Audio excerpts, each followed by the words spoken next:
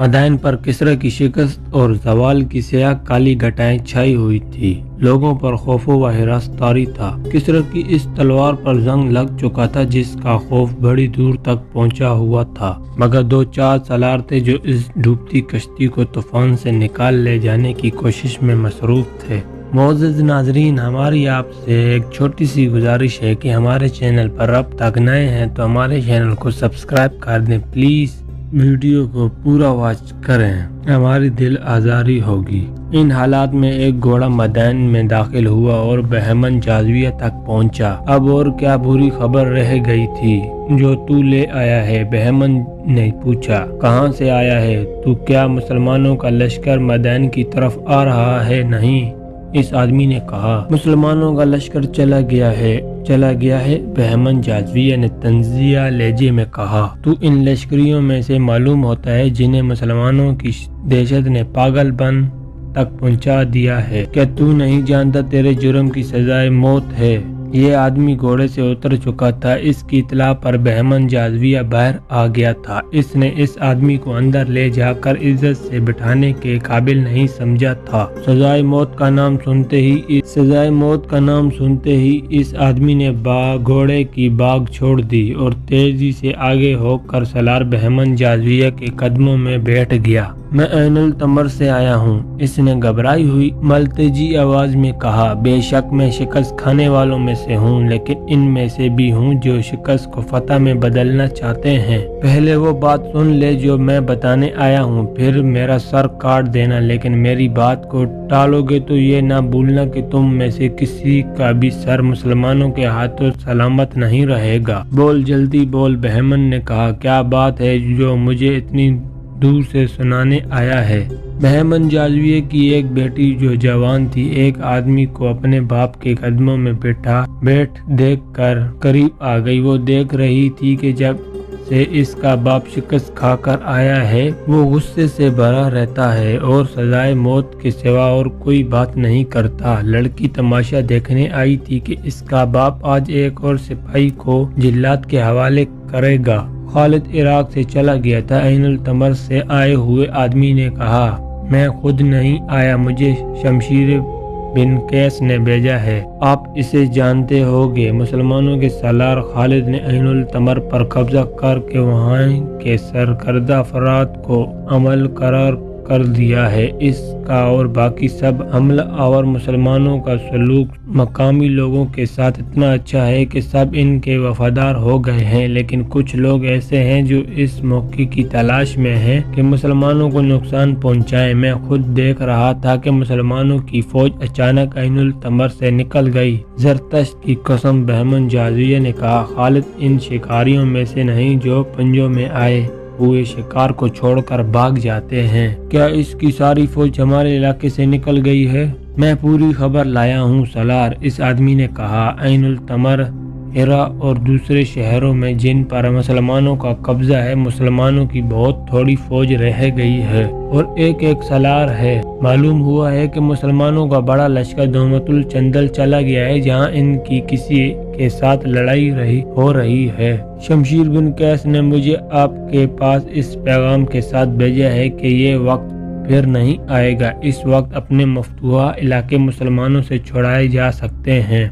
कुछ और सवाल व जवाब के बाद बहमन जाज़विया को ये यकीन हो गया कि ये आदमी गलत खबर नहीं लाया है। बहमन को मालूम था कि दोमतुल चंदल कितनी दूर है और वहाँ तक पहुँचने और वापस आने में कितना वक्त लगता है। तुम वापस चले जाओ, बहमन जाज़विया ने इस आदमी से कहा, और शमशीर बिन कैस से कहना कि इतना बड़ा इनाम तुम्हारे नाम लिख दिया गया है जिसे तुम तस्वर में भी नहीं ला सकते। एक आदमी तुम्हारे पास ताजिर के रूप में आएगा, इसके साथ तुम्हारी बात होगी, वो तुम्हारा साहिल होगा। हम बहुत जल्द हमले के लिए आ रहे हैं, अंदर से दरवाजे खोलना तुम्हारा काम होगा। क्या हो गया है मोहतरम बाप? बहमन की बेटी ने ऐनुल तमर के सवार के जाने के बाद बहमन से पूछा। मुसलमानों कहाँ चले गए हैं? ओ मेरी प्यारी बेटी, बहमन ने बेटी को फरते मुसरत से गले लगा लिया और पुरजोश और पुरअज़म आवाज में बोला। मुसलमान वहीं चले गए हैं जहां से आए थे। मैंने कहा था कि वो मैदान तक पहुंचने की जुर्रत नहीं करेंगे। इन्होंने जो फतह हासिल करनी थी वो कर चुके हैं। अब हमारी बारी है। अब मैं अपनी बेटी को मुसलमानों की लाशें दिखाऊंगा। कब? बेटी ने बच्चों के से इश्तियाक से पूछा। मुझे खालिद की लाश दिखाना मोहतरम फादर। यहाँ सब कहते हैं कि वो इंसानों के रूप में आया हुआ जिन है। बहमन जाज़विया ने बड़ी जोर का कहका लगाया। बहमन जाज़विया का ये फातिहाना और तंजिया कहका पहले किसरा के मोहल्लात में पहुंचा, वहां से सालारों तक गया, फिर मैदान की अजीमत उर्दा फौज ने सुना और फिर ये अहकाम और हदायत की सूरत अख्तियार कर गया। बहमन जाज़विया की बेटी ने अपने तमाम सहेलियों और शाही महल की औरतों को और जिसके साथ भी इसने बात की ये अल्फाज कहे, मैं तुम्हें खालिद की लाश दिखाऊंगी। खालिद की लाश। तकरीबन हर लड़की और हर औरत का रद्द अमल यही था कि कहते हैं खालिद को कोई नहीं मार सकता, वो इंसान नहीं। इसे देखकर फौजें भाग जाती हैं। शाही अस्तबल में जहाँ शाही खानदान और सलारों के घोड़े होते थे, गहमा गहमी बढ़ गई थी। ईसाइयों को हुक्म मिला था कि घोड़े में जरा सा भी नक्स या कजवरी देखें तो इसे ठीक करें या इससे अलग कर दें। बहमन जाज़विया की बेटी इस तरह हर तरफ फदकती फिर रही थी जिस तरह ईद का चांद देख कर नई कपड़ों की खुशी में नाचने को कूदते हैं। वो अस्तबल में गई। वहाँ इसके बाप के घोड़ों के साथ इसका अपना घोड़ा भी था जो बाप ने इसे तोहफे के तौर पर दिया था। मेरे घोड़े का बहुत सारा ख्याल रखना, इसने अपने खानदान के साइज से कहा।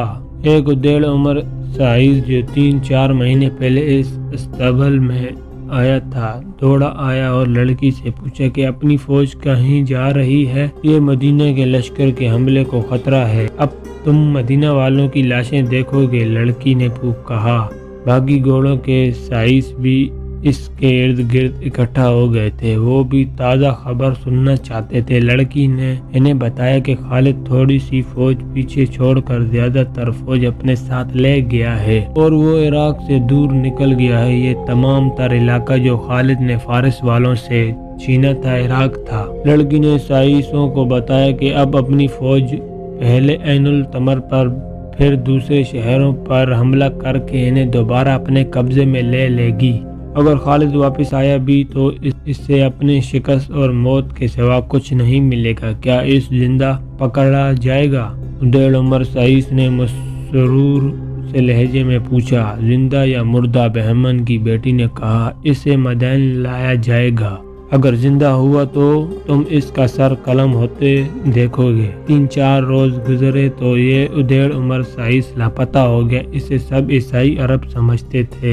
हंसमुख और मिलनसार आदमी था। सिर्फ एक साइस ने इसके मुतालिक बताया था कि वो कहता था कि वो अपने कबीले में वापस जाना चाहता है। यहाँ वो कबीले की फौज में शामिल होकर मुसलमानों के खिलाफ लड़ेगा। वो अपने खानदान के इन मुख्तलीन का इंतकाम लेना चाहता था जो 2 जंगों में मुसलमानों के हाथों मारे गए थे। जिस वक्त शाही अस्तबल में इस साइस की गैर हाजिरी के मुतालिक बातें हो रही थी, इस वक्त वो मैदान से दूर निकल गया था। मैदान से वो शाम को निकला था जब शहर के दरवाजे अभी खुले थे। इसके पास अपना घोड़ा था। किसी को भी नहीं मालूम था कि वो ईसाई नहीं मुसलमान था और वो इसी इलाके का रहने वाला था जिस पर ईरान के आतिश परस्तों का कब्जा रहता था। वो मसना बिन हारिसा का छापा मार जासूस था। इसने मैदान में जाकर शाही अस्तबल की नौकरी हासिल कर ली थी। बहमन जाज़विया की बेटी से इसने इराक से खालिद और इनके लश्करों की रवानगी और मैदान के सलारों के हज़ाइम की तफसील सुनी तो वो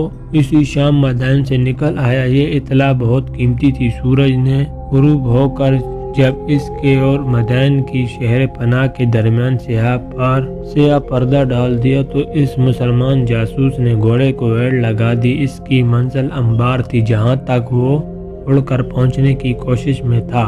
जहां घोड़ा थकता महसूस होता वो इसकी रफ्तार कम कर देता। सिर्फ एक जगह इसने घोड़े को पानी पिलाया। अगले रोज का सूरज आफाक से उठ आया था जब वो अंबार में दाखिल हुआ और कुछ देर बाद वो सालार जबरकान बिन बदर के पास बैठा हुआ था। वो हाँप रहा था। इसने हाँपते हुए सुनाया कि मैदान में क्या हो रहा है। मैं ऐसी آ جاتا جس روز مجھے بہمن کی بیٹی سے یہ خبر ملی تھی۔ اس نے سالار زبرخان سے کہا، لیکن میں وہاں 3 دن یہ دیکھنے کے لیے رکا رہا کہ دشمن کیا کیا تیاریاں کر رہا ہے اور وہ سب سے پہلے کہاں حملہ کرے گا۔ اس جاسوس نے، جسے تاریخ نے ایک جاسوس لکھا ہے، مدینہ کی فوج کے سالار زبرخان بن بدر کو جو تفصیلی رپورٹ دی وہ تاریخ کا حصہ ہے، اور تقریباً ہر مورخ نے بیان کیا ہے کہ خالد رضی اللہ تعالیٰ عنہ جب عین التمر سے ایاز بن غنم رضی اللہ تعالیٰ عنہ کی مدد کے لیے دومت الجندل کے لیے روانہ ہوئے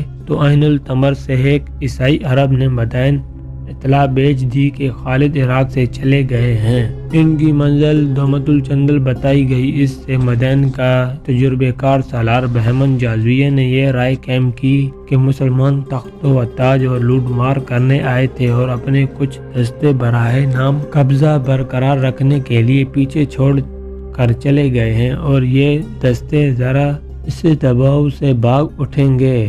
اس زمانے میں اکثر یوں ہوتا تھا کہ کوئی بادشاہ بہت بڑی فوج تیار کر کے طوفان کی مانند یکے بعد دیگرے کئی ملکوں پر چڑھائی کرتا اور قتل عام اور لوٹ مار کرتا اپنے پیچھے کھنڈر اور لاشوں کے انبار چھوڑ جاتا تھا۔ وہ کسی بھی ملک پر مستقل طور پر قبضہ نہیں کرتا تھا۔ مدائن کے محل میں خالد رضی اللہ تعالیٰ عنہ کے کوچ کے متعلق یہی رائے قائم کی گئی، لیکن خالد نے عراق میں فارس کے جو مقبوضہ شہر اور بڑے قلعے فتح کیے تھے وہ وہاں ایک سالار اور کچھ دستے چھوڑ گئے تھے۔ یہ صورتحال کسریٰ کے سالاروں کو کچھ پریشان کر رہی تھی۔ فوج کو مدائن سے نکالو اور حملے پہ حملہ کرو۔ کسریٰ کے دربار سے حکم جاری ہوا، ہم تیار ہیں۔ شیرزاد نے کہا، جو حکم ثابت تھا اور انبار سے مسلمانوں سے شکست کھا کر بھاگا تھا، ہم بالکل تیار ہیں۔ مہرام بن بہرام نے کہا، جو عین التمر کا بھگوڑا تھا مگر لشکر تیار نہیں۔ بہمن جازویہ نے کہا، جو تجربہ کار سالار تھا، شکست تو اس نے بھی کھائی تھی لیکن اس نے کچھ تجربہ حاصل کیا تھا۔ کیا کہہ رہے ہو بہمن؟ کسریٰ کے اس وقت کے جانشین نے کہا، کیا ہم نے اس لشکر کو اس لیے پالا تھا کہ شکست کھا کر ہمارے پاس بھاگ آئے اور ہم ان سپاہیوں کو اور کمانداروں کو سانڈوں کی طرح پالتے رہیں؟ اگر ان سپاہیوں اور کمانداروں کو سزا دینی ہے تو آج ہی کوچ کا حکم دے دیں۔ بہمن جازویہ نے کہا، اپنے لشکر کی حالت مجھ سے پوچھ۔ اس نے اپنے لشکر کی جو کیفیت بیان کی وہ مورخوں اور بعد کے جنگی مبصروں کے الفاظ میں یوں تھی کہ فارس کی اس جنگی طاقت کے پروانے اور تجربہ کار سپاہیوں کی بیشتر نفری مسلمانوں کے ہاتھوں 4-5 جنگوں میں ماری جا چکی تھی، جو جسمانی لحاظ سے معذور بلکہ اپاچ ہو گئی تھی۔ خاصی تعداد جنگی قیدی تھی اور لشکر کے جو سپاہی اور ان کے کماندار بچ گئے تھے وہ ذہنی معذور نظر آتے تھے۔ 3 الفاظ مدینہ، خالد بن ولید اور مسلمان ان کے لیے خوف کا باعث بن گئے تھے۔ وہ فوری طور پر میدان جنگ میں جانے اور لڑنے کے قابل نہیں رہے تھے۔ ان کا جوش اور جذبہ بری طرح مجروح ہوا تھا۔ گھوڑوں کی بھی کمی واقع ہو گئی تھی۔ بہمن جازویہ نے دربار خاص میں بتایا کہ جو عیسائی قبیلے ان کے اتحادی بن کر لڑے تھے ان کی بھی یہی کیفیت ہے۔ مہرام بن بہرام نے انہیں عین التمر میں جو دھوکہ دیا تھا اس کی وجہ سے وہ فارس والوں کے ساتھ ملنے سے انکار کر سکتے ہیں، پھر بھی انہیں ساتھ ملا لیا جائے۔ بہمن جازویہ نے کہا، لیکن اپنے لشکر کے لیے ہر ہزارہ جو ان آدمیوں کو بھرتی کی ضرورت ہے، ہمیں اپنے لشکر میں نیا خون شامل کرنا پڑے گا۔ ان جوانوں کو ہم بتائیں گے کہ مسلمانوں نے ان کی شہنشاہی کو، ان کی غیرت اور ان کے مذہب کو للکارا ہے۔ اگر انہوں نے مسلمانوں کو صفحہ ہستی سے مٹا نہ دیا تو ان پر زرتشت کا قہر نازل ہوگا۔ ان کی جوان اور کنواری بہنوں کو مسلمان اپنی لونڈیاں بنا لیں گے۔ اتنے زیادہ لشکر کی کیا ضرورت ہے؟ مہرام بن بہرام نے کہا، اطلاع تو یہ ملی ہے کہ ہر جگہ مسلمانوں کی نفری برائے نام ہے۔ ہر شہر اور ہر قلعے میں ہمارے اپنے آدمی موجود ہیں۔ شہرزاد نے کہا، اس وقت وہ مسلمانوں کی ملازمت میں ہیں، لیکن انہیں جب پتہ چلے گا کہ فارس کی فوج نے شہر کا محاصرہ کیا ہے تو وہ اندر سے قلعے کے دروازے کھول دیں گے۔ بہمن جازویہ نے شہرزاد کی بات پوری کرتے ہوئے کہا، تم چھوٹی امیدوں کے سہارے لڑائی کر لڑنا چاہتے ہو۔ مجھے اطلاعیں ملتی رہتی ہیں مسلمان اپنے مفتوح اور محکوم لوگوں کے ساتھ اتنا اچھا سلوک کرتے ہیں کہ ان کے ساتھ کوئی آدمی بے وفائی نہیں کر سکتا۔ اگر فاتح اپنی مفتوحہ کی جوان اور حسین بیٹیوں کی طرف آنکھ اٹھا کر بھی نہ دیکھے اور اس کی عزت اور اموال کو تحفظ دے تو مفتوحہ ایسے فاتح کے ساتھ کبھی بھی بے وفائی نہیں کرے گا۔ نہ صحیح، شاہی خاندان کے کسی فرد نے کہا، اتنے زیادہ لشکر کی پھر بھی ضرورت نہیں، یہ ان سالاروں سے پوچھیں جو مسلمانوں سے شکست کھا کر آئے ہیں۔ بہمن جازویہ نے کہا، میں تو کہتا ہوں کہ مسلمان جتنے تھوڑے ہوتے ہیں اتنے ہی زیادہ طاقتور ہوتے ہیں۔ میں کوئی خطرہ مول نہیں لینا چاہتا۔ یہ بھی خیال رکھیں کہ مسلمان قلعہ بند ہو گئے، انہیں زیر کرنے کے لیے ہمارے پاس 10 گنا نفری ہونی چاہیے۔ میں اپنی جوابی کارروائی کو فیصلہ کن بنانا چاہتا ہوں۔ یہ خیال بھی رکھو کہ ہم ایک دن میں مقبوضہ شہر مسلمانوں سے واپس نہیں لے سکتے۔ مسلمان جہاں مقابلے میں جم گئے وہاں ہمیں مہینوں تک باندھ لیں گے۔ اس عرصے میں خالد اپنے لشکر کے ساتھ واپس آ سکتا ہے۔ اس کے واپس آ جانے سے صورتحال بالکل ہی بدل جائے گی۔ اگر ہمارے لشکر کی نفری کم ہوئی تو اس جنگ کا پانسا پلٹ سکتا ہے۔ ہم لشکر تیار کر کے اسے کئی حصوں میں تقسیم کریں گے اور ایک ہی وقت ہر جگہ حملہ کریں گے۔ کیا خالد کے خاتمے کا کوئی انتظام نہیں ہو سکتا؟ کسریٰ کے جانشین نے پوچھا۔ یہ انتظام بھی میرے پیش نظر ہے۔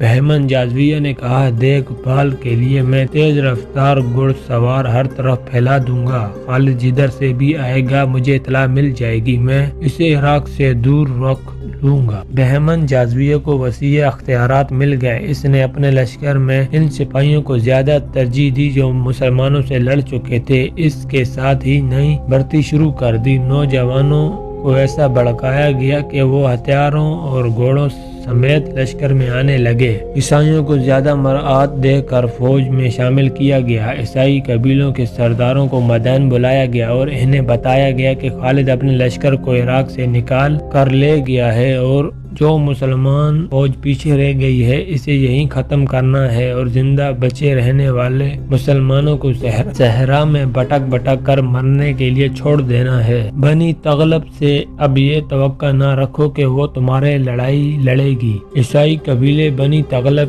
کے ایک سالار نے فارس کے سالاروں سے کہا، ہم ایک بار پھر وہ دھوکہ نہیں کھانا چاہتے جو ایک بار کھا چکے ہیں۔ عین التماس سے مہران بن بہرام اپنی ساری فوج لے کر نہ بھاگتا تو مسلمان وہیں ختم ہو جاتے۔ ہم اپنی لڑائی لڑیں گے۔ ہم مسلمانوں سے اپنے سردار عقا بن ابی عقا کے خون کا انتقام لینا ہے۔ ہم تمہاری مدد اور تمہارے ساتھ کے بغیر مسلمانوں کو شکست دے سکتے ہیں۔ کیا تم اپنی لڑائی الگ لڑو گے؟ بہمن جازویہ نے پوچھا، کیا ایسا نہیں ہوگا کہ مسلمان ہم دونوں کو الگ الگ شکست دے دے؟ لڑیں گے تمہارے دوش بدوش ہی، بنی تغلب کے سردار نے کہا۔ میری عقل میرے قابو میں ہے، ہمارا دشمن مشترک ہے، ہم تمہارے ساتھ ہوں گے لیکن تم پر بھروسہ نہیں کریں گے۔ ہمیں خالد کا سر چاہیے۔ خالد یہاں نہیں، مہران بن بہرام نے کہا۔ کہاں؟ وہ جا چکا ہے، جہاں کہیں بھی ہے۔ عیسائی سردار نے کہا، زندہ تو ہے، ہم پہلے ان دستوں کو ختم کریں گے جو یہاں ہیں،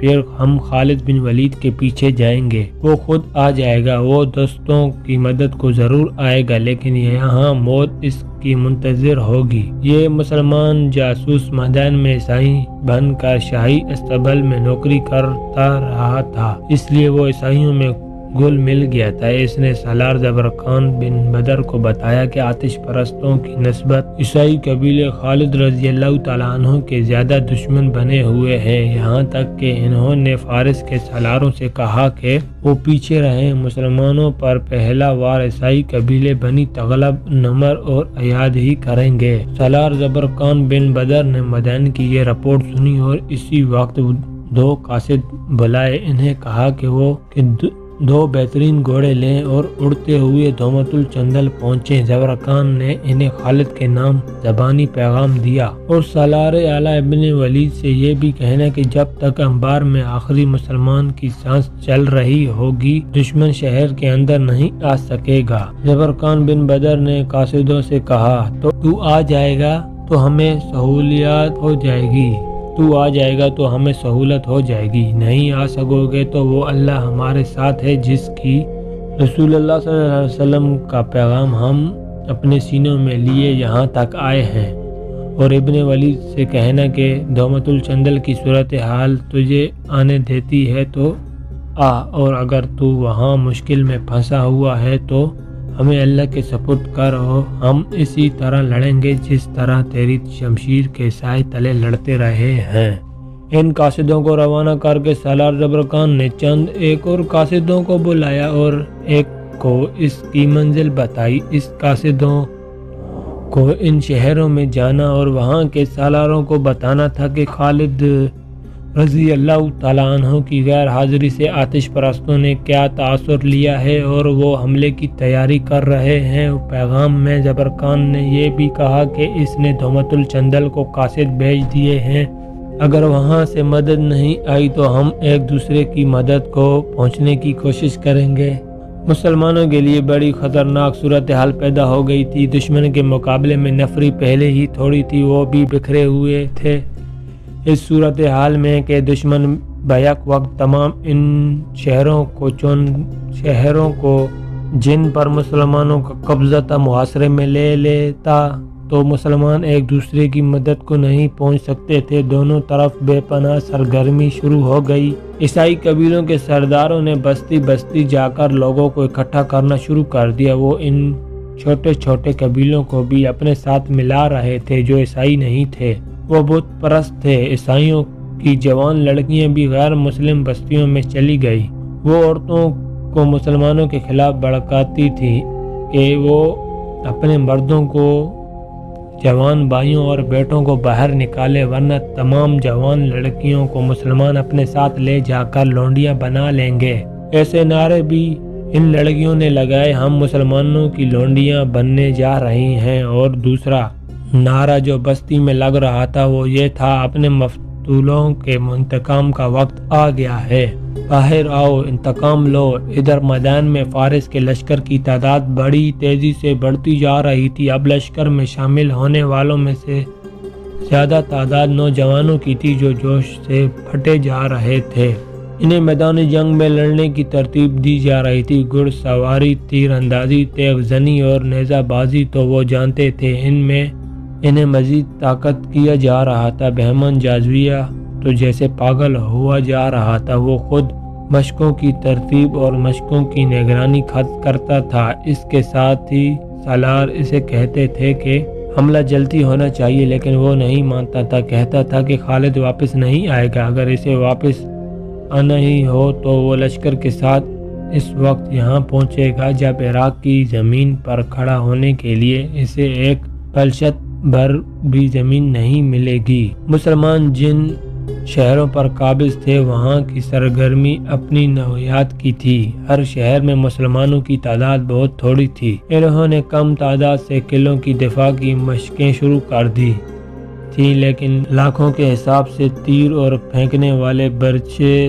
تیار ہو رہے تھے۔ سالاروں نے مجاہدین کا ایک چھاپا مار جیش تیار کر لیا تھا۔ انہیں زیادہ وقت قلعوں کے باہر گزارنا اور عام رستوں سے دور رہنا تھا۔ ان کا کام یہ تھا کہ دشمن شہر کے محاصرے کر لے تو عقب سے اس پر ضرب لگاؤ اور بھاگو کے اصول پر چھاپے اور شبخون مارتے رہیں۔